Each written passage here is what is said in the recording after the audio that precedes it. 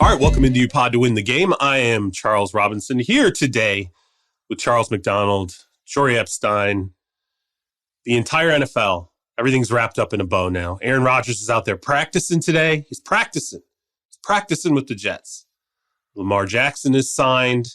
I don't think there's really anything left to do. DeAndre Swift got traded. I don't know what storylines are really left out there. We just wrapped it all up. We can all go home until late July. Hopefully that's the way this will work. Goodbye. You ready? Yeah, goodbye. Yeah. Yeah. C-Mac told us a while ago he's throwing his phone off a bridge into the water tomorrow, Tuesday. So yeah, off the Statue of Liberty. If you guys are listening to this Monday night, text him now if you want a response. At the Pro Bowl games this year, they had a competition to see like if non-receivers and skill guys could catch punts. So I think that's what I'm gonna do with my laptop. Like if you want a 16, 17-inch MacBook Pro, go stand at the bottom of the Statue of Liberty tomorrow at some point, and it's gonna fall off. You need to be ready to catch it, but it's gonna be there, I promise you. I've written stories on my phone. I've They just written say, stories from the club before. They just tell you, hey, you got a phone, text it to us one graph at a time. Oh yeah, the little notes app. I apologize. I'm a little sick today, so if anybody here, if I sound raspy, it's not my fault. However, one man who is not sick, I want to talk about Lamar Jackson. We didn't really have a chance to dive into this deeply because it happened right on the doorstep of the draft. But as everyone knows, 5 years, $260 million, $185 million in guaranteed money. So trumps the Jalen Hurts contract, still does not quite get near that Deshaun Watson. But definitely now I think we can say the Deshaun Watson contract's going to be seen as an outlier. Kyler Murray's come in. Lamar Jackson's come in. I think the next round of quarterbacks, it'll be expected that they'll push more in the direction of, and obviously Jalen Hurts has come in the direction of the last three quarterbacks who have signed. Interesting, though, is you kind of have this question out there floating around like, well, why? Like, why all of a sudden Lamar was holding out and what changed? And, you know, why was it the Jalen Hurts contract that stimulated it? I think it was the Hurts deal. People have to remember he was going to play for $32 million in 2023. He's not going to play for $32 million. That would have been a loss, a net. Go ahead and we can argue about the length of the contract and whether he'll realize all the contract. As far as average annual value, that's going to be a net loss of $18 million, $19 million. He had actually played on the tag. Don't you guys think that was part of what stimulated this? At some point, he had to sit there and stare at the reality that he was going to make, $32 million in a sub-market deal in 2023 for what was already on the table. I think the reason to me that doesn't seem like the number one factor here is that wasn't a variable in the last week. Like that has been the case since February, since late February, he knew he was getting put on the tag. March, he was tagged. And then even after that, he wanted that trade request. He wanted the fully guaranteed deal. So to me, it really feels like Jalen Hurts' contract was this glaring reminder that even the quarterback who just took his team to a Super Bowl isn't getting fully guaranteed. I'm not either. Let's get it done. And then I think having Odell Beckham Jr. in the house, and obviously I don't know to what degree the Ravens said, hey, we're going to get you a receiver in the first round. Obviously, they did get Boston College receiver Zay Flowers for him. And so that he's finally getting the weapons and the offensive coordinator that's going to allow him to, in theory, open up the passing game after such like a run-heavy ideology and also cast of talent. But I don't know. I get that the money makes sense and that you wouldn't want to give that money up. But I think that was already at play before last week. I think there's just like a personal, practical point you get to where you're like, okay, obviously I would love to get, in this scenario, $230+ million guaranteed to beat the Deshaun Watson contract. But like you keep negotiating, the Jalen Hurts deal comes in. And at some point, just like for yourself and your own self-preservation, it's kind of hard to sneeze at $185 million guaranteed with injury protection on top of that. Like, the full-time contract or, the fully guaranteed contract, it was the goal. I think it's an admirable goal to have for just like the labor practices in the NFL. But there's still a personal side to this. And I think for Lamar, you kind of got to the point like, who the hell am I to turn down like all this money? It's sitting right here. All I have to do is just sign my name. And I do think that his fight was good. He got pretty far. He got to be the most highest paid quarterback in the league. The newest highest paid player in NFL history, and hopefully his play gets to warrant that because the Ravens, they absolutely need him, and I think he got a contract that showed exactly how bad they need him in the building. Did he win his fight? Well, that's a good question. And what do you think he's going to say when we hear from him? I know we've seen like his SpongeBob smiling tweets, and I know we saw his whole next few years are about the vlog video. Yeah. But I mean, when he actually gets direct questions about why did you take this deal? Why were you okay not getting the fully guaranteed contract? Where do you think his head is at on all of that? I don't know. I know what I would say. I would lie. Yeah, I didn't actually want that fully guaranteed contract. That was just a negotiating tactic, and I'm happy with where we both ended up, and I'm looking towards being a Baltimore Raven for the next 5 years. Now we're back to football. I mean, he'll say what every quarterback says after they sign a big deal. They're always happy. I mean, even Aaron Rodgers was happy with Green Bay a year ago when he signed his contract extension. So it's, of course. Wow, that was a year ago. But yeah, it was a year ago. It's the longest year in history.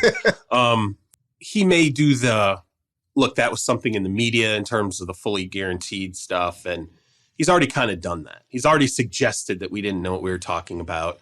Maybe he takes some shots at the media for kind of piling on about him not having an agent.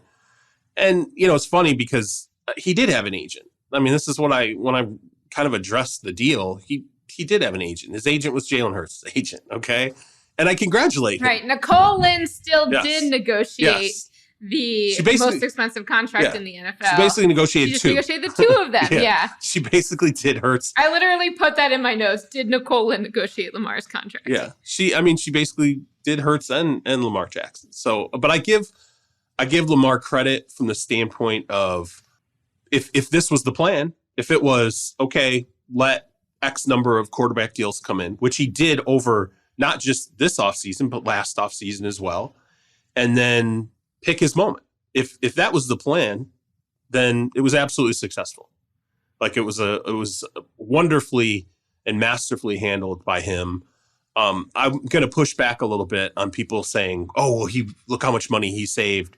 From an agent standpoint, 3%. First off, agents don't earn 3% on mega quarterback deals. They don't. If you know anything and you talk to the people that negotiate them, you're lucky if you earn 2.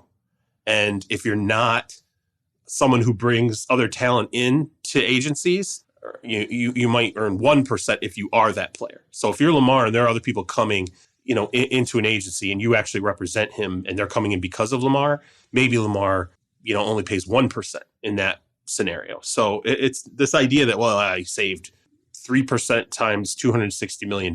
First off, the 260 hasn't been realized. Secondly, the 3% is not real.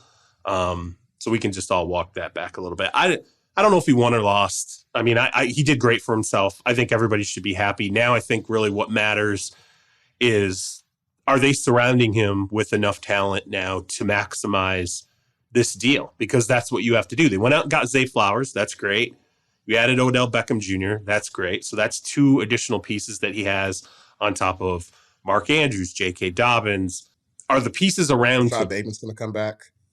Yeah, Rashad Bateman is going to return, and you would think would be still a productive part of that system when he's healthy. Are the pieces there for them to hit the ground running with him? Because in any situation like this, when you sign a player to this deal, there's no more build. You have to immediately launch yourself into contention. That's the point of signing a deal like this. We saw the Broncos did it with Russell Wilson. It went horribly. And I would think that the reaction would be just as horrible with Lamar and the Ravens if they do not get off to a fast start and do really well in 2023.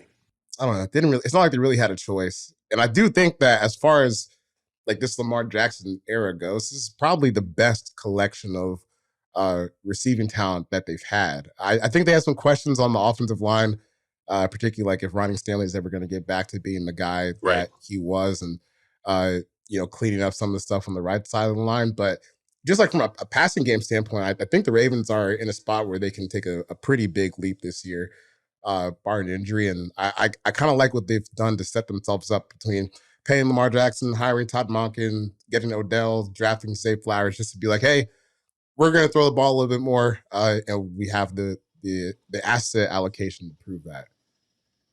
Yeah, I think I both believe that they have much higher upside in terms of the collection of talent they've assembled, but also that it's not going to get off the ground right away. I think with that much change coming in, like when are they going to establish a rhythm? They're also playing in a difficult division, in a difficult conference. And so I'm wondering, new coordinator, new talent. Lamar obviously has to, I mean, I'm not saying he hasn't been working out or staying in shape, but there obviously has been multiple focuses for him over the last few months, and he's going to now focus back pretty much entirely on football. And so I think that there will be a little bit of a climb, because as much as he'll have the best talent around him, will he also have one of the most difficult collections of competition that he's going up against in the AFC? Like, I definitely don't think they're AFC contenders right now. I don't even know that they're even in their own division, I feel like the Bengals are pretty far ahead of them. The Steelers did some really good things this week. We'll get to them. You still have Deshaun Watson in the division. I mean, there's just so much they're going up against. So while I think it's going to be exciting and that they'll take a big leap,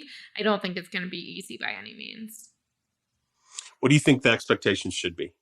Do you temper it a little bit and you say, hey, you want to be a playoff contending team this year? There's still things we're working out. Like you said, I mean, the AFC, if you look at the Browns, their two deep is really good. Their roster is actually extremely talented. The Bengals added a ton of pieces on defense in the draft. I like their draft quite a bit. And then, as you said, the Steelers have done plenty to like, and I think Pickett will take another step forward. I mean, I would hope Kenny Pickett would take another step forward at the quarterback position this year. The division felt mushy last year, and it didn't last long. Like, it doesn't feel mushy again going back into 2023. It turned around pretty quickly. You better hit 10 wins. I'm sorry. You pay a quarterback that much. You are expecting to be, I think you should be expected to be a double-digit win team, especially in a 17-game season.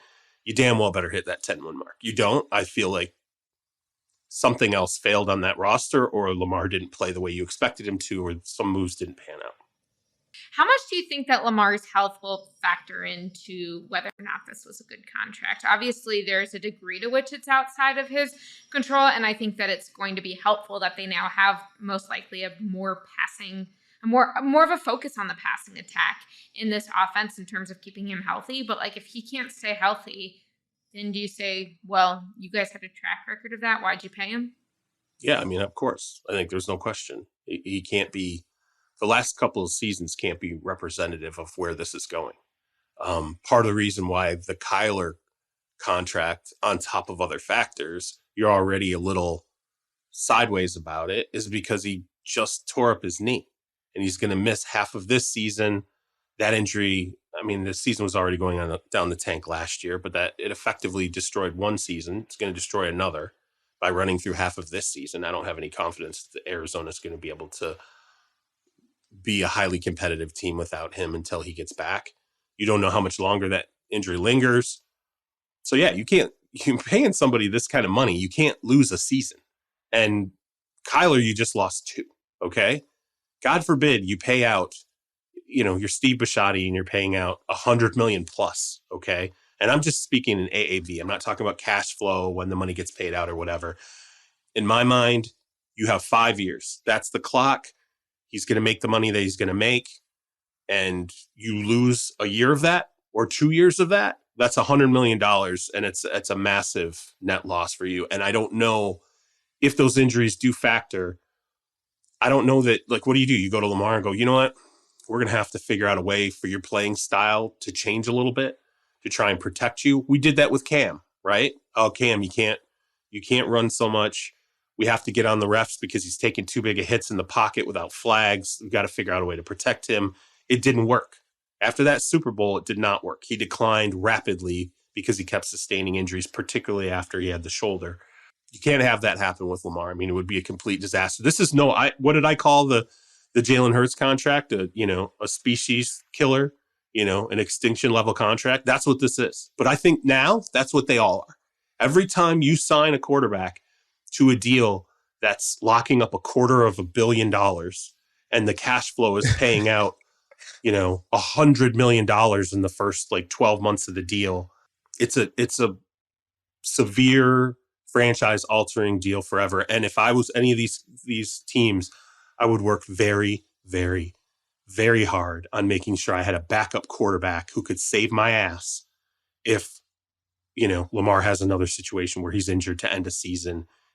No offense to Tyler Huntley, you have to have a higher level backup quarterback who can sustain and save you when a season goes down because you just lost your everything, basically. I think there is an extraordinary amount of pressure on Lamar Jackson this year to play well. Oh, yeah. Because, not even just the contract, but you go back to last season, right, where you get down to the end of the year, he's not in, Tyler Huntley's in, but what was working was, the defense was playing like one of the elite units in the league by the end of the season. Mm-hmm. They had figured out whatever coverage bust situations they had. Kyle Hamilton was playing like one of the best safeties in football. Then you get down to like the wild card week, and I feel like that whole last 5 to 6 weeks of the season was just like, damn, if we had Lamar out here, this might be a different story for us. Right. So, I think there's some concerns about offense and some of the skill positions, or not skill spots, but, offensive line talent that they have. But the defense should be ready to go. I don't expect them to have a Miami Dolphins type game where you just have Tyreek Hill and Jaden Wallen not even being covered or picked up in coverage by guys. So the defense is going to be good, and they've invested in the passing game. It's time for Lamar to really drag them across the finish line. Well, I think you make a good point also, because anytime a rookie quarterback, or a quarterback on a rookie contract, I should say, does well, they're pretty much always exceeding the value of their contract. And then they get paid, and it's like, okay, well, if you're not playing at a really high level consistently, then you're not making the money you're worth in the eyes of fans, whether that's fair or not. And so, yeah, like you're saying, that was already the case last year, and now his salary cap expectations should be a lot higher. This should be not even a subject of conversation. If you cut a deal like this, you're under the gun. That's just how it's going to be from now on. And when you look prior to this deal and the Hurts deal, the Aaron Rodgers deal went horribly, right? The Russell Wilson deal, catastrophe. Fire a head coach. Who knows what the trajectory of the organization is now? Who knows if general manager George Payton, if things don't go well this season, whether or not there's some kind of rift between he and Sean Payton that does not exist now, but could if they have another poor season. Who knows what the hell happens to the Packers, okay, with Jordan Love. We have yet to see whether or not they pick up Jordan Love's 5th-year option, okay? Monday, May 1, we're going to know, okay? But if they don't pick that up, I'm really nervous about where the Packers are headed. Even the Matthew Stafford deal, right? You got a Super Bowl out of it, and that was great. But then he suffered the elbow injury. There was a problem. Shut it down last year. There's health concerns going into this year. They tore parts of the roster, okay? So that feels like, hey, in 2023, if there's not a pivot and they don't lean back into winning, now you're starting to go, okay, well, we sacrificed everything to get Matt Stafford in here. We paid him. We got the Super Bowl out of it. Everything else is gravy anyway. But sometimes the gravy doesn't taste great. Even though you're happy with the Super Bowl, you still would have liked more. Everybody's greedy as fans. Hurts, Lamar Jackson, Joe Burrow when he does his deal, Justin Herbert when he does his deal, Trevor Lawrence when he does his deal. All these quarterbacks that do these deals, you have to be a contending team. And if you're not, you're going to get constantly from the media, from the fans, and at some point, probably from your organization through leaks.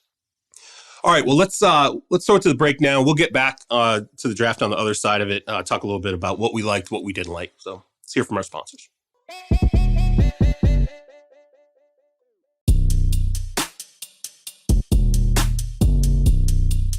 All right, welcome back in. Draft is in the books. You got all these priority free agents are signing now. 23 for 23, all juice team guys ended up on rosters. Weren't all drafted, but I'm going to really enjoy later seeing that Charles and I selected players that were not selected by NFL teams and they make rosters, which I will equate to us being superior general managers. Oh, I already know I'm smarter than like 80% of the general managers in the league, so it's fine. I didn't pick Jahmyr Gibbs and Jack Campbell in the first round. Man, okay. Well, since you bring that up, let's talk about what we liked and what we didn't. Maybe we'll go around, name a favorite class, maybe a least favorite class. I'll start off, and you talked about Detroit. I'll mention Detroit, okay, off the top. Really did not like the way that Detroit spent their picks, even though I do understand what's going on. When I looked at the players that they chose, the experience level, what the needs were on Detroit's roster, they picked a bunch of guys that are probably going to start year one, right? Picked a tight end who's probably going to start year one. You picked a linebacker that's going to start right away. You picked a safety that's going to start right away. And then you picked a running back that in Jahmyr Gibbs, who should rotate in pretty effectively right away. Figure out what to do with them. I get that. As Charles said, though, my problem with those 4 players is you had 4 picks in the first 2 rounds, and somehow you did not walk away with even one addition to a premium area of your team. Now, people will say, well, the premium addition came in Hendon Hooker in the 3rd round when they draft him to be the backup. Fine, if that's the way that you want to satisfy this. When I asked teams, I was so frustrated with the running back position beyond Bijan. I was so frustrated with the wide receiver position, all these different positions. And I was saying, tell me who the best running backs are. Who's going to be good? Every time someone talked about Jahmyr Gibbs, they said, don't compare him to Kamara. Stop. He's not the same player athletically. He's not the same size. There's a lot of different things. He's got speed, yes, but he's small. And you know, how are you going to use him? Spending another 1st-round pick on an off-the-ball linebacker. I mean, we kind of went through this with Frank Schwab already and Jori and I, so I don't want to keep going into it. I just felt like a very meat and potatoes draft, and you got all dressed up in your tuxedo for that. You know, this was a tuxedo event for the Detroit Lions, and they went to like Sizzler. Okay. And okay. I mean, you walked out, I guess you were full. Great. Let's see how we feel about this. And I could be completely wrong. This could be years ago, I panned a Seattle Seahawks draft I didn't like, and it ended up being a foundation of their team. And maybe that's what this will be. But I guess I look into that front office. I look at, Chris Spielman. I look at John Dorsey being someone that's involved in the picks. I look at Dan Campbell as a head coach. I just feel like these are meat and potatoes football guys. And sometimes I think you gotta gamble a little bit more, and maybe that's what the Gibbs pick ultimately was. That's one I didn't like. Let's go through what we didn't like first. I'll just say I gave the Lions an F. They're the only team I got that got an F grade for me. Man, F's pretty rough. Honestly, I thought the Campbell pick was crazier than the Gibbs pick to me, because at least like with Gibbs coming into the 1st round, you started to hear some stuff. Oh, Jahmyr Gibbs, don't be surprised if he ends up going in the 1st round. So I thought that meant like maybe late 20s. Pick 12 was pretty crazy. But dude, the Jack Campbell stuff, like there was no one that I had spoken to, whether it was like media, someone actually with the team, my buddies I know who really, can evaluate football. No one had this guy as a 1st-round pick. And it's funny because they could have got him, later in the 2nd round. So just to pick an off-the-ball linebacker who's not like a super outstanding player was pretty bizarre to me. And then you have, when a pick is bad is like when you see fans on Twitter like just going through all the coping processes of what happened with their pick. I saw someone yesterday say, did the Panthers mess up when they picked Luke Kuechly in the 1st round back in 2009 or whatever? Dude, he's like the best college linebacker of all time. What is wow. that we need to just pump the brakes. It's okay. Your team made a bad pick. Okay. Luke Kuechly. He's not even Roquan Smith. Like, come on. I mean, they should have just gone straight to Urlacher. At that point, like, right. I don't, who do you think this is going to be? Kuechly? You think it's going to be? I mean, like, let's be honest. Barring health, Kuechly would have been one of the best inside linebackers, middle linebackers in the history of the NFL. Okay, and that's what you think you're getting here. It's a stretch, man. That's a stretch. Yeah. And I just think, like, if you're going to take a linebacker in the 1st round, those guys have to be ace coverage defenders. Campbell's not that guy. To me, he's more of just like a 2-down kind of thumper in the box. He's got some speed, but it's not like when you got to turn backwards and run with someone in coverage, that's kind of where he struggles. So to me, Campbell's like a guy that you can find pretty much anywhere in the draft. And they took him with the 18th overall pick. And then Hendon Hooker, I just don't really see, like, these guys, this profile, it never works out in the NFL. An older guy coming from an offense that doesn't translate at all to the NFL, coming off a knee injury. there should be like no expectation to me that he ends up being their long-term starting quarterback. And they should probably hope that he just turns out to be a viable backup, because we've seen guys in this Tennessee offense that's passed down from Art Briles at Baylor. These guys always put up numbers in college, but it's never translated to the NFL except for one season of RG3. So I don't really see what the point of that pick was. And like you said, maybe we'll be wrong, but I think the Lions' use of their draft capital was just completely inexcusable this weekend. No, I think it's fair, and I think that kind of feeds into where I was going with this, which is my least favorite class was the Falcons, and it wasn't because I don't like Bijan. In a lot of ways, one, I think Bijan's an awesome player, awesome prospect, and I think that just the chaos of two running backs going as high as they did was really fun to cover, whether it was smart or not on the teams. But for me, like the whole thing we talked about going into this draft is that if you're going to take a running back that high, like be good now, be able to use them on that first contract, be able to use that skill playmaking. And I know that Bijan's more than a running back, but I just think like the Falcons kind of like took these players who might be good but didn't fill their needs. And you talked about just sort of like how they had found guys like Tyler Algier who found value at that position later on. And I don't know, I just don't think, and it's like they needed a pass rusher. They haven't been getting sacks. They didn't really put that prime capital toward there. Then you go over to their pick with Matthew Bergeron, who might be a great tackle, but what are they doing? Moving him to guard. Like I feel like they were kind of doubling up on positions of depth and also picking players where they're not going to be able to contribute meaningfully. So I just wasn't really sure what the strategy of it was. You're looking at a situation with Gibbs at 12, where the total value of his contract based on that slot is nearly $18 million. Okay. And that's just for 4 years. That's not even counting the 5th-year option. All right. So you have David Montgomery, who you just signed for 3 years and $18 million. And then you have this contract for Gibbs, which is effectively for $18 million. I don't know. It just feels like that's a lot to stack into the running back position.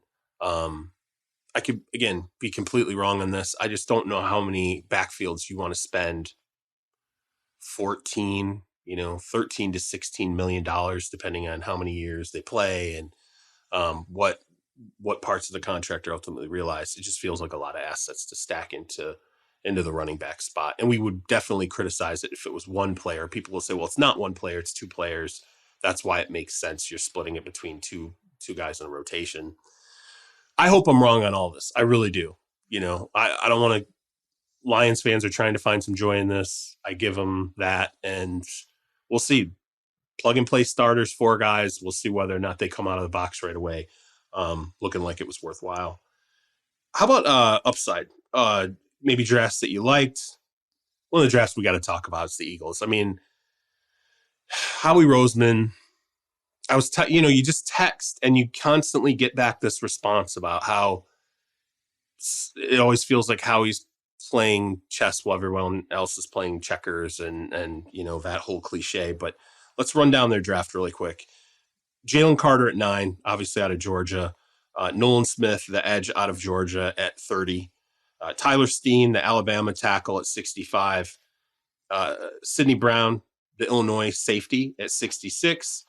Kaylee Ringo, the corner out of Georgia at round 4, pick 105. Tanner McKee, the Stanford quarterback at 188. And Moro Ajomo, the defensive interior player at 249. I think when you look at this draft, it is quintessential. I mean, the first 5 picks. You got 2 line picks, right? Like their bread and butter has been offensive, defensive line picks, sinking high assets into these picks. Sometimes it works, sometimes it doesn't, but in the long run, it seems to really help them out. Their first 3 picks are all line picks, 1 offensive, 2 defensive, and then you go and you get a safety in the 3rd round. And then a corner in the 4th. I mean, it felt like a great draft. It feels like I don't understand how he's always able to do this. But one general manager, I was talking to him early this morning, and he just said it's availability. He said one of the things that Howie is for everyone else is he engages in everything. He wants to be a part of everything. He wants to talk about everything. He wants to talk about every tradable player. DeAndre Swift, they obviously go and get from the Lions for the 5th round pick, another Georgia guy. He likes to have 50 irons in the fire, and that, I think, at least in the eyes of this other general manager, is part of what makes him good at what he does, because he is constantly poking and prodding and fiddling and trying to constantly find out what everybody else is doing. Who's available? What are people talking about? He's probably the most gossipy general manager in the history of the NFL. And that's saying something, because there are some gossipy ass general managers in the NFL. The report that came out where it said that, I forget who put it out there, that other GMs are annoyed with, the praise that Howie Roseman gets in the media. But like what you described to me is just someone doing their job in this role. Do your job, guys. Like, you guys are out here complaining about, oh, Howie Roseman gets all this. Well, why didn't you call about DeAndre Swift? I'm sure he could have helped your football team out. Why didn't you make these savvy trades to move on from a quarterback when you knew that it was time to do that? Don't sit here and complain because he's doing like the bare minimum of what Madden players do when they start a franchise. Get your ass on the phone and call someone. Stop complaining about this. I couldn't believe when I saw people complaining about Howie Roseman getting praised. The guy built 2 Super Bowl contenders in a 5-year span with 2 different quarterbacks. What are we supposed to do? Just ignore him and act like that's not happening? And then you look at this draft class. Yeah, arguably the best player in the draft, and Jalen Carter at 9 with a throwaway pick from the Saints.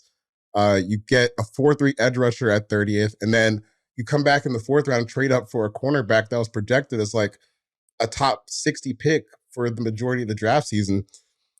It's not overthinking it. It's making it easy. And they've assembled a crazy, crazy football roster just by, doing the things that a general manager should do and being diligent, being gossipy. I'm tired of these complacent executives complaining about Howie Roseman just doing his job. How about that? So in summary, CMAC is going to complain about people complaining about Howie Roseman. Like, just stop the complaining. That's right. I think when you look at it, it's like, let actions speak louder than words. And we're not going off of Howie's words. We're going off his actions. We're going off their track record of success that CMAC just laid out pretty clearly. And we're going off the fact that they even have draft capital like this after the year they just had going to the Super Bowl. And oh, by the way, look at the value they just got for the capital once they had it. I mean, when I'm going through their draft afterwards and seeing that they got like 2 high first-round talents in that first round at 10 and 30, it's like reminding me, hey, maybe what we were saying about the Texans the other day, like how strongly do I feel about that? I still think the Texans need their players, but this is like peak example of the value of a trade down. The fact that the Eagles were able to just get that top 10 pick. So, I mean, I think that he deserves the credit he's getting. The only question I would have, and especially our Georgia fan over here, C-Mac, I'd love to know your opinion on it, is that clearly these guys have played really well. I'm not saying they've all like peaked already, but is there any sense from which you say like, I don't know, like if you go so many Georgia players, so many guys from this national championship team that maybe you're not fully exploring the creativity you should, or is it just this is a really good team? I guess the other aspect of that is that if you're already a team that just went to the Super Bowl, maybe you want guys who can play now and not guys who might project well in 3 to 5 years. Yeah, I think at least with the Jalen Carter pick, they got someone who can play now. Right. Fletcher Cox is back on a 1-year deal. It's not going to stick around there forever. And I get the concern, like, because I kind of feel the same way, even as a Georgia fan, like, damn, like you're really drafting all these guys, not even from the same school, but from the same defense, like within the 2-year stretch. Like all these guys were together for that 2021 team that kicked off the back-to-back titles. But then you also look at like the athletes that Georgia is putting into the NFL. And 2021, like, dude, their punter ran a 4.5. Jordan Davis and Devontae White are out here running 4.7s. Nolan Smith's hitting a 4.3. And I think like just when you look at the traits, the draft in general, the performance. Right. Like, if I was drafting, I would be going after just athletes, like weighing athleticism over more than other things, because I think when you're in the NFL, you should be able to teach guys some stuff, but I can't teach you how to be 240 pounds and run a 4.3. And Georgia just happens to be producing a lot of those guys right now. I do think it's kind of funny though that whether it's Jordan Davis, Nakobe Dean, Keely Ringo, Jalen Carter, Nolan Smith, that's 5 guys who were on the Georgia defense over the past 2 years.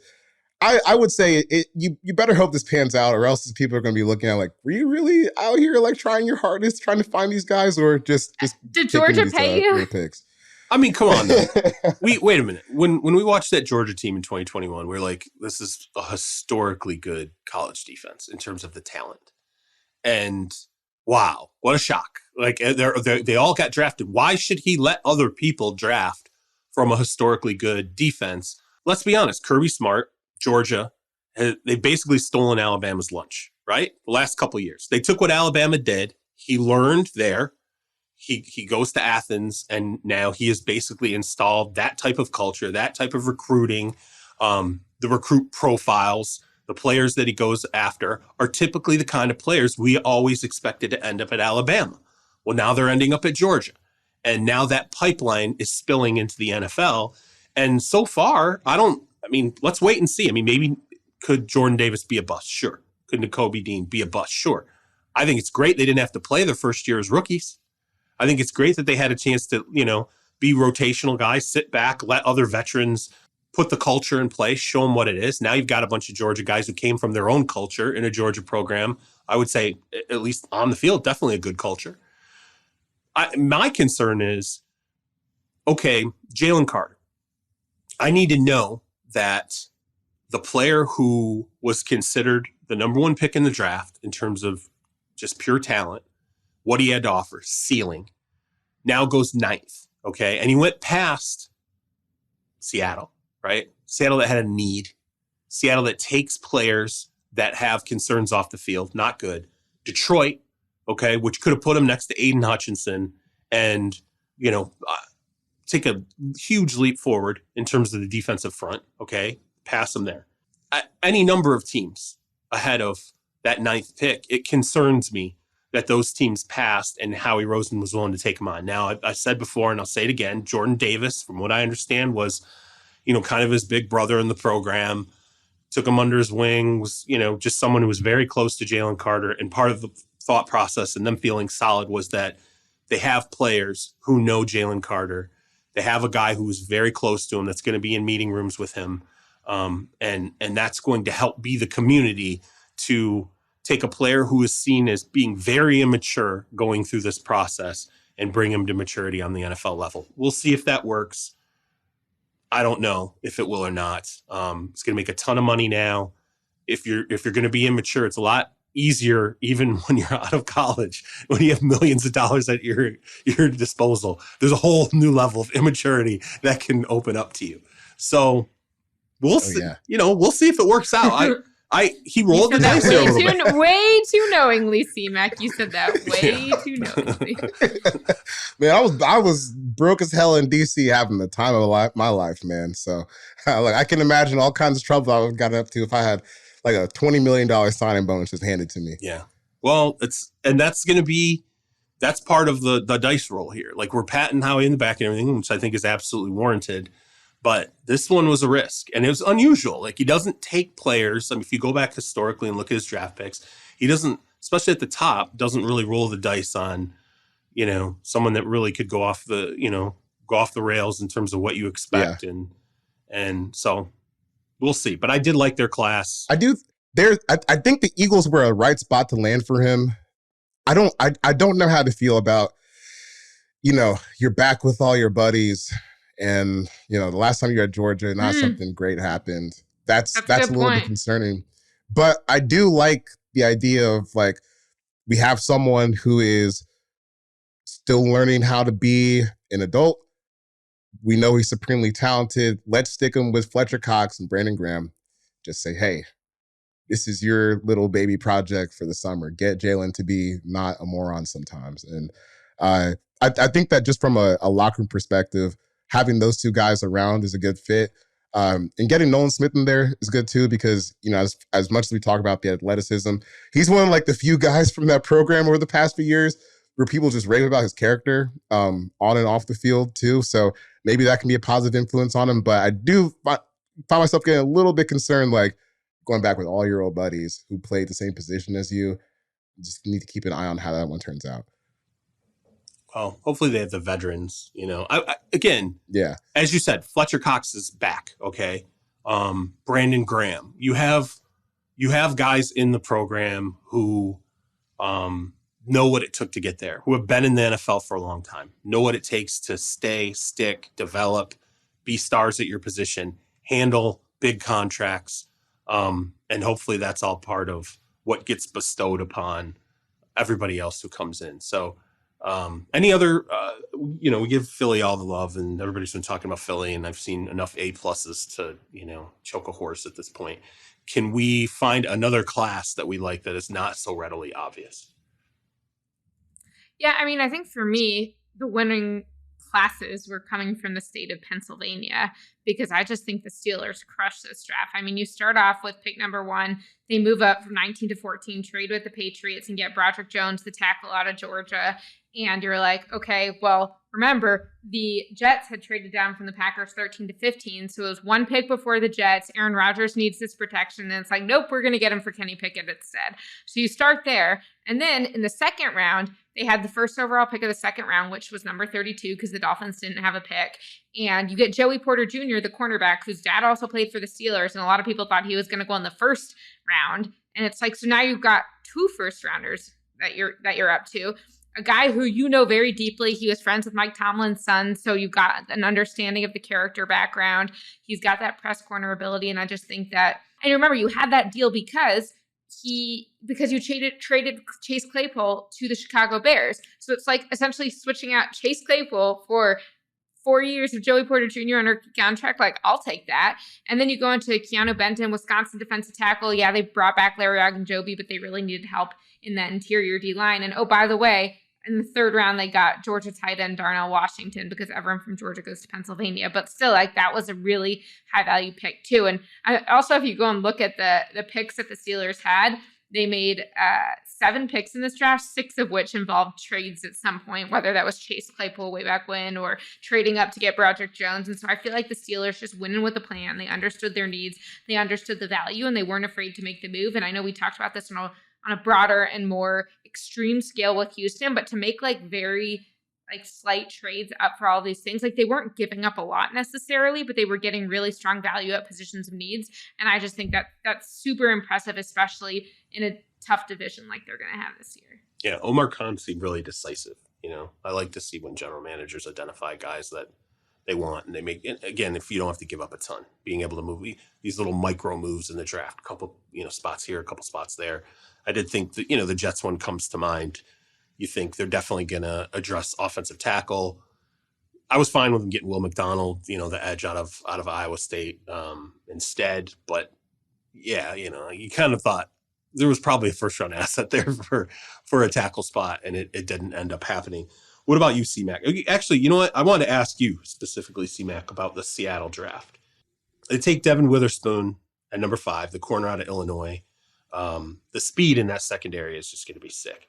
They take Jackson Smith and Jigba at the 20th pick overall, which makes sense. Tyler Lockett is, I think, not long for the franchise. This is probably, you look at his contract, they're not going to pay him $15 million next year, so it's kind of an out after this year. I would expect he slides into the number 2 after 2023.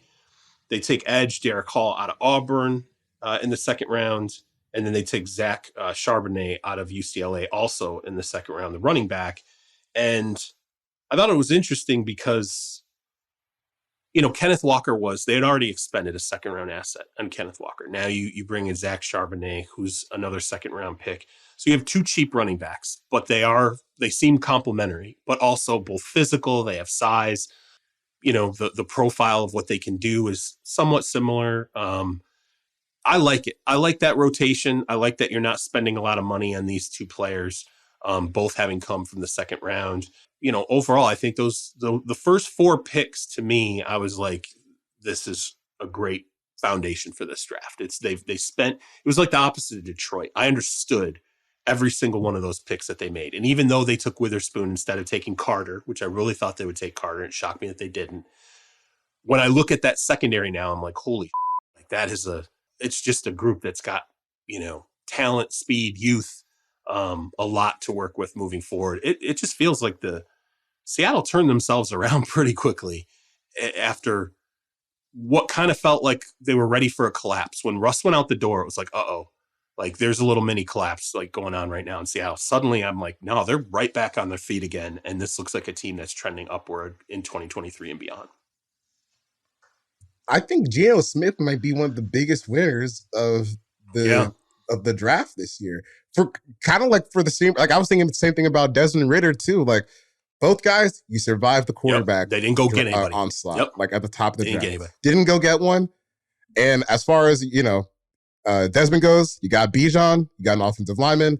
As far as Geno goes, you got Jackson Smith and Jigba, you got Zach Charbonnet. I was a little confused with the Charbonnet pick just because, you just spent a second on Kenneth Walker last year. Maybe this is just like the jaded Kenneth Walker fantasy owner in me and being like, God damn it. Like, why did this happen to me? But, thank you for your transparency. Yes, exactly. Yeah, but just be a little bit transparent. When that pick went in, I was freaking out. I was texting everyone, is Ken Walker hurt? Did I miss something here over the past few weeks? But, I think it was a little bit confusing just for like an asset allocation resource goes, but just as far as like building the core of this team, like their running back room is totally set. You got Ken Walker, Zach Charbonnet, and then Kenny McIntosh, who they picked in like the 6th round this year. He kind of reminds me of like a little James White kind of running back, not super dynamic, but caught a whole lot of passes at Georgia. And I think he rounds out that room pretty nicely. And then the Jackson Smith and Jigba pick, that's a pick that can help you like make a playoff run this year, and it's going to help you in the future, because I think when you looked at Seattle's wide receiver room, the only thing that they were really missing was like a truly great slot receiver. And I think they just nabbed like one of the best slot receiver prospects over the past few drafts. So you have, at least just for this year, an offense that is going to get 2 tackles back who started 17 games as a rookie last year, Charles Cross and Abe Lucas. You got Geno Smith, DK Metcalf, Jackson Smith and Jigba, Tyler Lockett, 2 running backs. I mean, they rebuilt this thing so quickly. And of course, all of it comes back to you got way better play out of Geno Smith than you were hoping, but still, I think it was cool to see Seattle kind of, consolidate their resources to make this a better team now. And it gives Geno a better chance to succeed in the coming season. I thought what they did was actually pretty cool. I thought it was crazy too, when you look deeper in their draft too. You get down to the 5th round, and they took Mike Morris, who was a decent edge coming out of Michigan, and who I think can develop into just being like a good starter, a good solid starter for you. You get that in the 5th. And then they took Olu Oluwatimi, the center at Michigan, who, you and I talked about, he ended up on the all juice team. That was me. I liked him. I thought, I think he's a guy who can be a good, solid starter for you. That's the 5th round. And those were 2 really important pieces to Michigan's success last year in a playoff team that ran the living hell out of the ball, had a really good defense. And again, you get those guys in the 5th round. It's just like you mentioned with the, getting Kenny McIntosh in the 7th. I mean, it feels like all these guys could potentially make the team, right? It's a lot of picks. But it actually feels like you could look at this and go, they're not going to cut any of these guys. They're all going to make the active roster, and they're all going to fill out the depth chart. And every time I feel like, okay, have we overrated John Schneider over the years? Has he had misses? Why do we keep thinking, he's one of the best GMs in football? Then they do something and you're like, okay, I was wrong on Geno Smith. John Schneider was clearly right about that. He has a draft class where you look top to bottom and you're like, they might all end up making the team, and some will be productive starters. Some might be stars. Some will be great depth. And then I think about Pete, and I'm like, when is Pete going to start looking 70? Like when is Pete at what point do we look at Pete and go, this guy is insanely, his age does not match at all with what he looks like or how he acts when you see him coach. And this is like another 10 years in this regime now. That's what it feels like, coming off of an off season like this. And then kind of what they did last year. It just feels like they're right back up again. It's crazy. Pete Carroll's going to live forever. I swear to God. That's my takeaway. I swear to God. I don't know what Kyle he's doing. Shanahan doesn't know if he's going to live until Sunday, but Pete Carroll, he's living forever. Pete Carroll doesn't have that problem. Yeah. not chewing gum. He's chewing stem cells every time we see him. I'm like, I have no clue. Yeah, that's a take. That's a take. Reckless speculation. Yeah, there you go. Anybody you guys liked in terms of the all juice team fits? I liked Will McDonald with the Jets. I love that defense, and I love seeing him added to that. I think that front's going to be just awesome. Like, to me, Robert Sala's got to be like, I'm just jacked right now with that defense. They're going to be, as long as McDonald lives up to that, what he could be. I loved that pick. It made me really happy. I was a little worried while the draft was going on because it felt like we had overshot some of our projections, right? Like where there were guys, because I remember by the end of round 2, like we were all texting. I was like, damn, dude, like I was excited because I feel like we had done a good job like putting the team together. But at the same time, I was like, I want to need a couple of these guys to fall so that we don't look like jackasses when we come back and pat ourselves on the back in a few days. But then we were blessed with, unfortunately for him, Osiris Torrance falling down to this end of the second round, which kind of balanced us out a little bit. I thought that was a great pick for the Bills. I think when you look at what they've needed for a long time, it's just, we talked about Lamar Jackson and Cam Newton at the start of the podcast. I don't think that Josh Allen is really like that far off from them in terms of just like overall, how much of the offense do I have to carry? I know that Stephon Diggs is a standout wide receiver and they've made, an unbelievable amount of plays together, but they just needed someone else to come in and do the heavy lifting. So you go out and you sign Damian Harris in free agency, which kind of gives you a power element that you didn't really have outside of Josh Allen quarterback runs, and then you just go get this ass kicker up front in Torrance. I was a little surprised he fell as far as he did. I guess there's some concern with the medicals, but man, that was a great pick by the Bills, and I'm really excited to see how he fits in that system. Yeah, I think I'd say the two for me are Zay Flowers, Boston College receiver, ending up in Baltimore. I mean, as we mentioned before, just to get with a quarterback like Lamar Jackson, we've talked a lot, I feel like, about how Zay Flowers didn't have a lot around him at Boston College. And I feel like CRB, we're hearing that from a lot of guys, are just like, he was making do and he didn't transfer. He kind of kept going with what he had. Yep. Yeah, and so now it's like, okay, well, why don't you join Odell and Lamar? Like, what a step up for him. So that was super exciting. I really liked that. And then obviously a little bit something I'm familiar with, but the Cowboys took Michigan defensive tackle Mazi Smith, and maybe they took him a little bit high, but I think one, stopping the run has been a huge problem for the Cowboys for years. And two, I just think when you have a guy like him come in and playing for Dan Quinn, I just really trust Dan Quinn's ability to develop a defensive lineman. And so I think that he'll be surrounded by players like Micah Parsons. They might have a little bit of a vision for him to have that versatility of maybe primarily play interior, but pass rush a little bit, kind of see what he can do. I think that's going to be really fun to see his development there. Yeah, I love him going to Quinn too, because I think, when we were putting that team together, and I talked to some teams about him that had brought him up.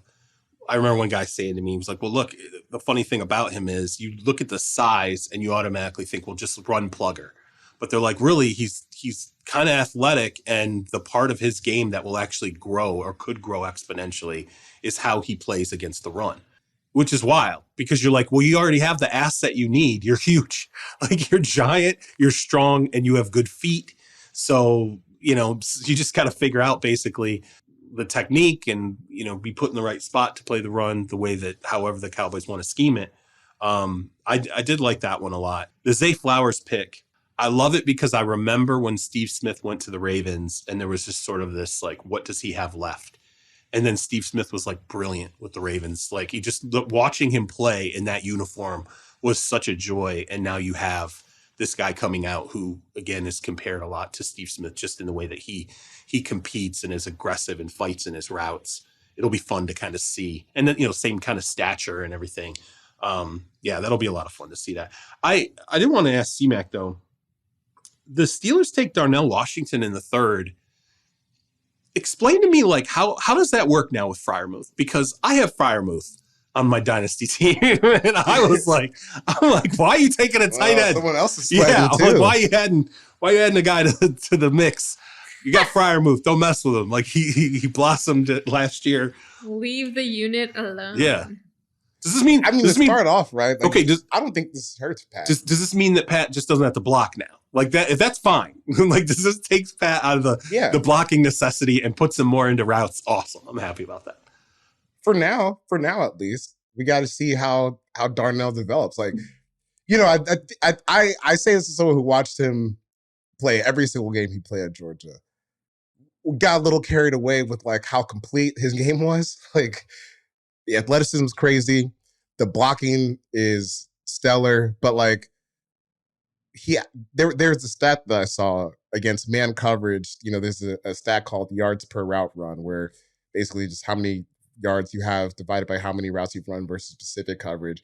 And Darnell Washington averaged 0.5 yards per route run against man coverage last year. I think some of that has to do with Stetson Bennett, but he's not a guy that's like, it's a polished receiver entering the league. So I don't think that Freiermuth is in jeopardy this year as far as targets go, but as Darnell gets better, more accomplished, and that dog comes out of his chest, you know, he needs to sweat. He needs to start sweating. Just like I'm sweating with the goddamn Kenneth Walker stuff. Well, yeah. Jori, get used to this, by the way, because we're now. Yeah, I know, I like it. Charles and I are we're both in the same dynasty league, and so we're both like sweating.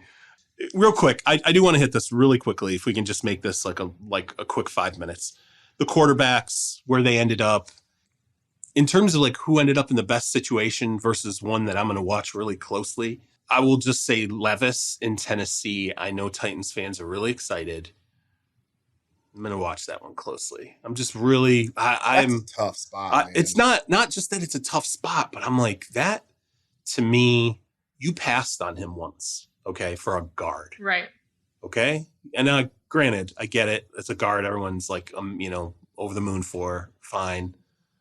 But again, I think we're still figuring out in Tennessee how it all works. Who's got the power, who's selecting players, who has the roster, who's making the talent assessments.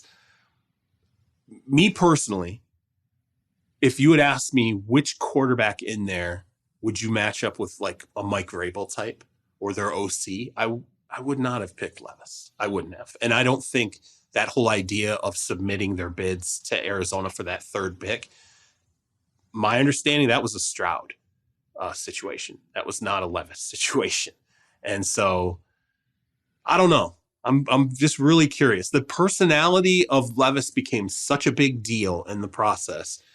And knowing what other people, you know, kind of, it was this line between like cocky and arrogant. I don't know that that's the quarterback I would necessarily stick with. Mike Vrabel is like a guy who you're like, is he being cocky or is he being arrogant? Again, this will piss off Tennessee fans because they just want to be happy about this, but I'm going to watch that one. I'm going to be very curious to see how that develops in Tennessee. Yeah, I think there's a degree to which the value was strong enough that it's hard not to take him where they took him when they don't have their quarterback figured out, but that doesn't mean that they're totally sold on him. I would be curious. Again, one, he doesn't need to be ready this year, so there's that.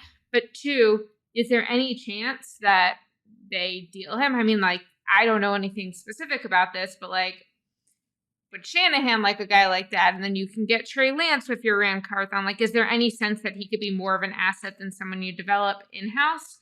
But in terms of like quarterback who I think landed in the best spot, I think Bryce Young, and I don't just think that because he's the number one overall pick. I just think typically when you're the number one overall pick as a quarterback, you do not land at a team that just had like really tough fights the second half of the season prior. You don't usually land with a coaching staff like Frank Reich and Thomas Brown, an offensive coordinator, and a couple other guys in that building who understand what it takes for you to be successful. And you don't usually have a series of veteran weapons like Miles Sanders at running back, Adam Thielen at receiver, Hayden Hurst at tight end, who maybe they're not like all top of the line at their position, but they're all very solid to really good. And I think that they also just have a lot of experience to help bring you along and sort of like speed up that development. So I think that for him, and you have guys in Houston and in Indianapolis who might have a little bit of time, but in Indianapolis, Anthony Richardson, because he needs the playing time, is going to have the spotlight on him probably before he's ready, and intensified by an owner like Jim Irsay. So I just feel like when you think about the weapons they have and the surroundings that they have, Bryce Young is just like more positioned to succeed in the next couple of years than Richardson or Stroud. I like where CJ Stroud went. I'm intrigued by what the Texans are trying to do offense so far. And I think when you look at, you re-signed Larry Tunsil, Titus Howard has developed into a really solid offensive lineman for them. You trade for Shaq Mason. Damian Pierce is there.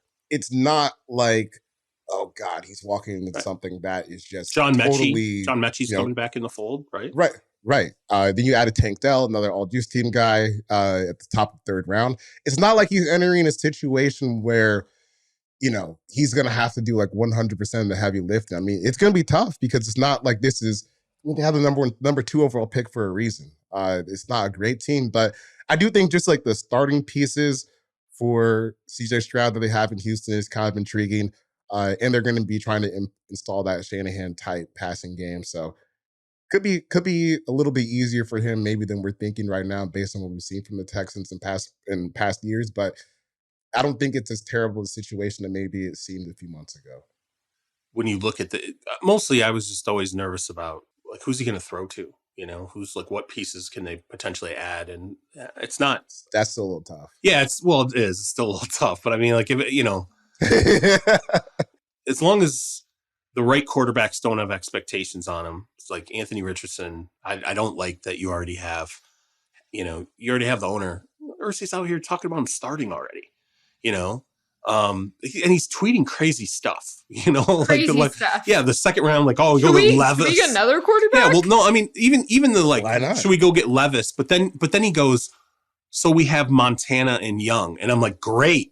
So now already Anthony Richardson's like multiple Super Bowl wins. Yeah, let's go ahead and compare him to Joe freaking Montana. Like, what do you do? Like? I get it. It's been fun, but come on, man. Like, just pump the brakes and let the kid breathe a little bit. Jim, I think your timeline's a little mixed up there too on the Joe Montana, Steve Young things. Yeah. They were not in the same draft class. They weren't. Not even close. I think he just was like, we want, do you want us to have just such a great problem at quarterback, between these two guys? I mean, whatever. It's just, I can see it now. Jim Irsay, he's got his feet kicked up in the draft room with his phone in one hand, a Pall Mall 100 burning in the other, and he's ready to tweet, man. Okay, I will say another winner, I think, in terms of this whole quarterback landing spot situation, are AFC South fans. Like, they've got Trevor Lawrence, Anthony Richardson, CJ Stroud, probably within a couple of years, Will Levis. I'm not saying they're all going to be good, but I do think they're going to be intriguing to watch. And so then my question would be, so Trevor Lawrence will finish up his 4th year, enter his presumable 5th year option after the 2024 season. So after 2024, who do you guys think will be the best quarterback in the division among Trevor Lawrence, Anthony Richardson, CJ Stroud, and Will Levis? Come on. Trevor. It's going to be Trevor. I mean, okay, second. Look, Richardson. Yeah, Richardson could be amazing. He could be. I mean, he could be, teams, you talk to people, they agree. They're like, look, the package of the skill set that's there. It's just like Allen. The skill set that was there for Allen was just insane. Like, it was nuts. It was like, if this guy develops, he's going to be just an unbelievable player. And that's what he turned into.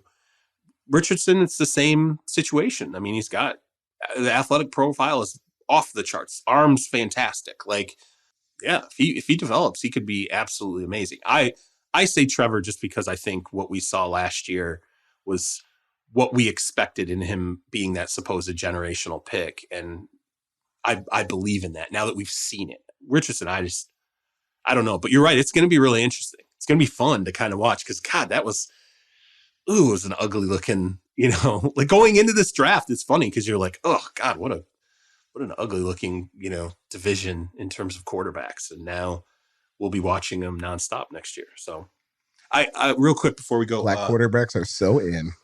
Yeah, it's trendy. It's super trendy. Yeah, waiting for this my whole life. This is it was like Get Out, right? It's like, because everybody wants black quarterbacks now. Like, we're here, equality. We have reached racial hubris in America through the NFL draft. Tip of the cap to the Rams for drafting, I guess I would say, Sean McVay's version of himself to play quarterback. Like, I don't, like, if you could have asked me, like, what quarterback do you think most resembles Sean McVay, like in totality. I would have been like probably Stetson Bennett. So, yeah. Okay, I have one last draft thing before I get this out of my brain entirely. Do you believe Les Snead when he says Stetson Bennett was his favorite quarterback in the draft? He may just not have looked at the first rounders because he didn't need to. Right. I mean, that's like, come on. That's like being broke and being like, the Honda Civic was my favorite car of all time. Like 2016? I mean, like, listen. So he might have just forgotten those prospects. He doesn't send his scouts to the combine. He hasn't drafted in the first round like 7 years. You think he didn't even look at the other quarterback? Hey, he might not, you know what? He might not know they were in. No, I actually love Les, but like for the purposes of this ridiculous conversation, maybe he didn't know who they were. Yeah. I'm not going to let him out that easy because their first pick was at 36 and Will Levis went at 34. So don't. Okay, unless maybe he thinks Stetson Bennett is better than Will Levis, which as a or he didn't think Will Levis was going to go down to 34. Go Dogs. If you can afford a Honda Civic, you love a Honda Civic. C-Mac is so done. He's like circling. We'll be back on Wednesday. We're going to close this one out. You can get Jori Epstein on Twitter at Jori Epstein. You can get C-Mac at 4Verts.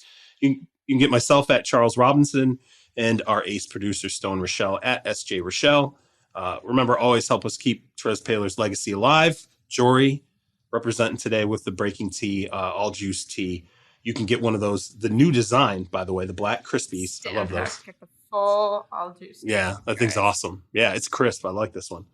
By the way, we saw some GMs and maybe future GMs wearing all juice tees and hoodies on Sunday. That was pretty cool. But you can get those at breakingtea.com/Terez. Remember that proceeds go to support the Trez Paler scholarships at Howard University and Missouri. Check out our new NBA podcast, Ball Don't Lie, featuring Vinny Goodwill, Jake Fisher, and Dan Devine, and our new MLB podcast, Bandwagon, featuring Hannah Kaiser and Zach Kreiser, both available wherever you get your podcasts. Remember to leave a 5-star review. Tell a friend. We will see you on Wednesday. Probably not C-Mac, though, because he's going to go hibernate like a bear for the next couple months. Yeah, enjoy. Listen to this probably, one twice. So definitely. Listen to this episode twice because it might be the last year of C-Mac for a while. For a while. All right. We'll see you then. I'm gone. Peace.